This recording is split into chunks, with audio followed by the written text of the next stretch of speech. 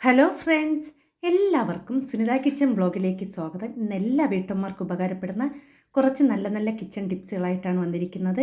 അപ്പോൾ നിങ്ങളെല്ലാവരും video skip ചെയ്യാതെ കാണണം. വീഡിയോ ഇഷ്ടപ്പെടുകയാണെങ്കിൽ ലൈക്ക് ചെയ്ത് സപ്പോർട്ട് ചെയ്യണേ. ഇതുവരെ എന്നെ സപ്പോർട്ട് ചെയ്ത എൻ്റെ എല്ലാ കൂട്ടുകാർക്കും ഒരുപാട് നന്ദിയുണ്ട്.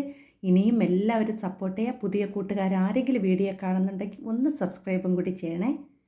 അപ്പോൾ ഇന്നത്തെ ആദ്യത്തെ ടിപ്സ് എന്ന് കണ്ടാൽ, നമ്മൾ കടയിൽ നിന്നൊക്കെ വാങ്ങിക്കുന്ന കുരുമുളകൊക്കെ കുറച്ച് ദിവസമൊക്കെ ആകുമ്പോൾ അത് നല്ലതുപോലെ അതിൻ്റെ എരിയും മണവും എല്ലാം മാറി ഒട്ടും തന്നെ നമുക്ക് ഉപയോഗിക്കാൻ പറ്റാതെ വരാറുണ്ട്. അങ്ങനെ വരുമ്പോൾ നമുക്ക് അത് എത്ര നാളിരുന്നാലും അതേ രുചിയിലും മണത്തിലും നമുക്ക് ഇരിക്കാൻ വേണ്ടിയുള്ള ഒരു ടിപ്സാണ് കേട്ടോ.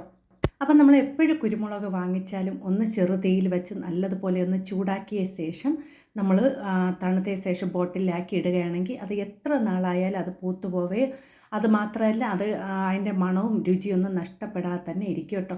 അപ്പം നമ്മൾ ചൂടാക്കുമ്പോൾ ചെറു തീയിൽ വേണം നമ്മൾ ചൂടാക്കിയെടുക്കുക, അല്ലെങ്കിൽ പെട്ടെന്ന് തന്നെ അത് കരിഞ്ഞു പോയി അതിൻ്റെ ഗുണങ്ങളെല്ലാം നഷ്ടമാകും. അപ്പോൾ ചെറു തീയിൽ വെച്ച് ഒന്ന് ചൂടാക്കിയെടുക്കുക കേട്ടോ. അപ്പം നമ്മൾ ഏത് കറി വെച്ചാലും കുരുമുളക് നമ്മൾ എല്ലാ കറികൾക്കും ഉപയോഗിക്കുക. അത് മാത്രമല്ല, നമ്മൾ മുട്ടയൊക്കെ പൊരിക്കുമ്പോൾ തന്നെ നമ്മൾ ആ ഒരു കുരുമുളകൊക്കെ ആയിരിക്കും നമ്മൾ ഉപയോഗിക്കുന്നത്. അപ്പം നമ്മൾ ഇതുപോലെ ചെയ്യുകയാണെങ്കിൽ നമുക്ക് കുറേ നാൾ സൂക്ഷിക്കാൻ പറ്റും. അത് മാത്രമല്ല, നമ്മൾ കുരുമുളക് പൊടിച്ച് വയ്ക്കുമ്പോൾ ഇതുപോലെ വറുത്ത് പൊടിച്ച് വയ്ക്കുന്നതാണ് നല്ലത് കേട്ടോ. അപ്പം ഞാൻ ഇവിടെ കുറച്ച് കുരുമുളക് എടുത്ത് പൊടിക്കുകയാണ്. അപ്പോൾ നമ്മൾ കുരുമുളക് പൊടിക്കുമ്പോൾ നമ്മൾ ഇതിലേക്ക് കുറച്ച് ഉപ്പും കൂടി ചേർത്ത് പൊടിക്കുകയാണെങ്കിൽ നമ്മൾ മുട്ടയൊക്കെ പൊരിക്കുമ്പോൾ നമ്മൾ കുരുമുളകും അതുപോലെ തന്നെ ഉപ്പുമൊക്കെ പ്രത്യേകം ഇടാതെ തന്നെ നമുക്ക് ഒറ്റ ഇതിൽ തന്നെ നമുക്ക് ആ ഒരു മുട്ടയൊക്കെ നമുക്ക് ഫ്രൈ ചെയ്തെടുക്കാൻ പറ്റും കേട്ടോ.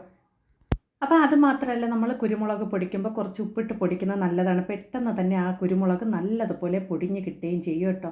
അപ്പോൾ ഞാൻ ഇവിടെ പൊടിച്ച കുരുമുളക് ഇവിടെ ഒരു കുപ്പിയിലേക്ക് ആക്കി വെക്കുന്നുണ്ട്. അപ്പോൾ നമ്മൾ ഇതുപോലത്തെ ചെറിയ കുപ്പികളിലാക്കി വെക്കുകയാണെങ്കിൽ കുറേ നാൾ പെട്ടെന്ന് കേടാവാതെ കുറേ നാൾ നമുക്ക് സൂക്ഷിക്കാൻ പറ്റും. അപ്പോൾ ഞാൻ ഇവിടെ ഒരു മുട്ട ബുൾസ അടിക്കുകയാണ് കേട്ടോ. അപ്പോൾ നമ്മൾ പ്രത്യേകം നമ്മൾ ഉപ്പും മുളകും ഇടുന്നേക്കാളും നമ്മൾ ഇതുപോലെ പൊടിച്ച് വെക്കുകയാണെങ്കിൽ നമുക്ക് ആ ഒരു അളവ് ഒട്ടും തന്നെ കൂടിയും കുറഞ്ഞും പോകാതെ തന്നെ നമുക്ക് രണ്ടും ഒരേ ലെവലിൽ തന്നെ നമുക്കതിലിട്ട് കൊടുക്കാൻ പറ്റും കേട്ടോ. അപ്പം നിങ്ങളെല്ലാവരും ഇതൊന്ന് ട്രൈ ചെയ്ത് നോക്കുക. ഈ ഒരു ടിപ്സ് നിങ്ങൾക്ക് ഇഷ്ടപ്പെടുകയാണെങ്കിൽ ഒന്ന് ലൈക്ക് ചെയ്ത് സപ്പോർട്ട് ചെയ്യണേ. ആരും ലൈക്ക് ചെയ്യാതിരിക്കില്ല. എൻ്റെ വീഡിയോയ്ക്ക് കുറേ പേര് ലൈക്ക് ചെയ്യുന്നില്ല, വീഡിയോ കണ്ടു പോകുന്നു. അപ്പോൾ എല്ലാവരും ഒന്ന് ലൈക്ക് ചെയ്ത് സ്കിപ്പ് ചെയ്യാതെ കാണണം. നിങ്ങൾ എത്രയാണോ നിങ്ങൾ കാണുന്ന ആ അളവിലൊന്ന് സ്കിപ്പ് ചെയ്യാതെ കാണുകയാണെങ്കിൽ അത്രയും നല്ലത് കേട്ടോ. അപ്പോൾ ഇനി അടുത്ത ടിപ്സ് എന്താണെന്ന് നോക്കിയാലോ. നമ്മുടെ സിങ്കൊക്കെ നമ്മൾ പാത്രമൊക്കെ കഴുകുമ്പോൾ പാത്രമൊക്കെ കഴുകി എത്ര തന്നെ നമ്മൾ വൃത്തിയാക്കിയാൽ അതിലൊക്കെ ഒരു എണ്ണമയമൊക്കെ നമുക്ക് കാണാൻ പറ്റും. നമ്മളെ സിങ്ക് എത്ര തന്നെ നമ്മൾ വൃത്തിയായി സൂക്ഷിച്ചാലും. അപ്പോൾ അത് വരാതിരിക്കാൻ വേണ്ടി നമുക്ക് പെട്ടെന്ന് ചെയ്യാൻ പറ്റിയൊരു ടിപ്സാണ് കേട്ടോ. അപ്പോൾ അതിന് വേണ്ടി ഞാൻ ഇവിടെ ഒരു പ്ലാസ്റ്റിക്കിൻ്റെ പാത്രം എടുത്തിട്ടുണ്ട്. അതിലേക്ക് കുറച്ച് കോൾഗേറ്റ് ഇട്ട് കൊടുക്കുക. കോൾഗേറ്റ് നല്ല വെളുക്കാനൊക്കെ നല്ലൊരു ടിപ്സാണ് കേട്ടോ. ഇനി ഇതിലേക്ക് 1/2 സ്പൂൺ അളവിൽ ബേക്കിംഗ് സോഡ ഇട്ട് കൊടുക്കുക. അപ്പോൾ ബേക്കിംഗ് സോഡ ഇല്ലെങ്കിൽ ബേക്കിംഗ് പൗഡർ ആയാലും മതി കേട്ടോ. ഇനി ഇതിലേക്ക് നമുക്ക് ലിക്വിഡ് ചേർത്ത് കൊടുക്കുക. നമ്മൾ പാത്രം കഴുകുന്ന ഏത് ലിക്വിഡായാലും കുഴപ്പമില്ല കേട്ടോ. അപ്പോൾ അതും കൂടി ഞാൻ ഇതിലേക്ക് ചേർത്ത് കൊടുത്തതിന് ശേഷം നല്ലതുപോലെ ഒന്ന് മിക്സ് ചെയ്തെടുക്കുകയാണ്. അപ്പോൾ ഇത് മിക്സ് ചെയ്യുമ്പോൾ തന്നെ ഇത് നല്ലതുപോലെ പതഞ്ഞ് വരും കേട്ടോ. ആ ഒരു സോഡാപ്പൊടിയും ആ കോൾഗേറ്റും കൂടി ആകുമ്പോൾ നല്ലതുപോലെ പതഞ്ഞ് വരും. അപ്പോൾ ഇത് നമ്മൾ സിങ്കിലൊക്കെ തേക്കുകയാണെങ്കിൽ നമുക്ക് ഒട്ടും തന്നെ ആ ഒരു എണ്ണമയോ ഒന്നുമില്ലാതെ തന്നെ നമുക്ക് സിങ്ക് എപ്പോഴും വൃത്തിയായിട്ട് സൂക്ഷിക്കാൻ പറ്റും കേട്ടോ. അത് ചെറിയ അണുക്കളൊക്കെ ഉണ്ടെങ്കിൽ തന്നെ നമ്മൾ ഈ സോഡാപ്പൊടിയൊക്കെ ഇടുമ്പോൾ തന്നെ അതെല്ലാം പോയി കിട്ടും കേട്ടോ. ഇനി നമുക്ക് കൈ തൊടാതെ തന്നെ നമുക്ക് സിങ്ക് വൃത്തിയാക്കാനുള്ളൊരു ടിപ്സാണ് കേട്ടോ. നമ്മൾ ഇതുപോലത്തെ പഴയ ചീപ്പൊക്കെ നമ്മൾ കളയാൻ വെച്ചിരിക്കുന്ന ചീപ്പൊക്കെ കാണുമല്ലോ, പൊട്ടിയതൊക്കെ. അപ്പോൾ അത് നമ്മളിനി കളയണ്ട കേട്ടോ. അതിലേക്ക് നമുക്ക് ഇതുപോലെയൊക്കെ ഒരു സ്റ്റീലിൻ്റെ സ്ക്രബ്ബർ വെച്ച് കൊടുക്കുക. ഇതുപോലെ ഒന്ന് പ്രസ് ചെയ്ത് വെച്ച് കൊടുക്കാം. അതിനുശേഷം നമ്മൾ ഈ ഒരു ചെയ്ത് വച്ചിരിക്കുന്ന ആ ഒരു ലിക്വിഡ് നമ്മൾ അതിലേക്കൊന്ന് മുക്കിയ ശേഷം നമ്മൾ ഇത് കൊണ്ടൊന്ന് നമ്മൾ സിങ്കൊക്കെ തേച്ച് കഴുകുകയാണെങ്കിൽ നമ്മുടെ കൈക്ക് ഒട്ടും തന്നെ കയ്യിലൊന്നും ആ ഒരു സ്റ്റീലിൻ്റെ സ്ക്രബ്ബറൊന്നും ആവാതെ തന്നെ നമുക്ക് നല്ലതുപോലെ സിങ്കൊക്കെ വൃത്തിയാക്കി എടുക്കാൻ പറ്റും കേട്ടോ. അപ്പോൾ നിങ്ങൾക്കിത് കാണുമ്പോൾ തന്നെ അറിയാം, നമ്മുടെ കൈക്ക് അധികം ബലം കൊടുക്കാതെ തന്നെ നമുക്കിത് നല്ലതുപോലെ വൃത്തിയാക്കാൻ പറ്റും. അപ്പം നമ്മൾ ഇതുപോലെയൊക്കെ കളയാൻ വച്ചിരിക്കുന്ന ചീപ്പൊന്നും കളയല്ല കേട്ടോ. ഇതുപോലെയൊക്കെ നല്ല ഉപകാരങ്ങളുണ്ട് കേട്ടോ ഇതൊക്കെ കൊണ്ട്. അപ്പം ഞാൻ ഇവിടെ എല്ലാ ഭാഗത്തും ഒന്ന് തേച്ച് കൊടുക്കുകയാണ്. നമുക്ക് ആ ഒരു എണ്ണമയമൊക്കെ ഉള്ള ഭാഗത്ത് എല്ലായിടത്തും നമുക്ക് ഇതുപോലെ ഒന്ന് തേച്ച് കൊടുക്കാം. അതിനുശേഷം നമുക്ക് നല്ലതുപോലെ ഒന്ന് കഴുകി വൃത്തിയാക്കി എടുത്താൽ മതി കേട്ടോ.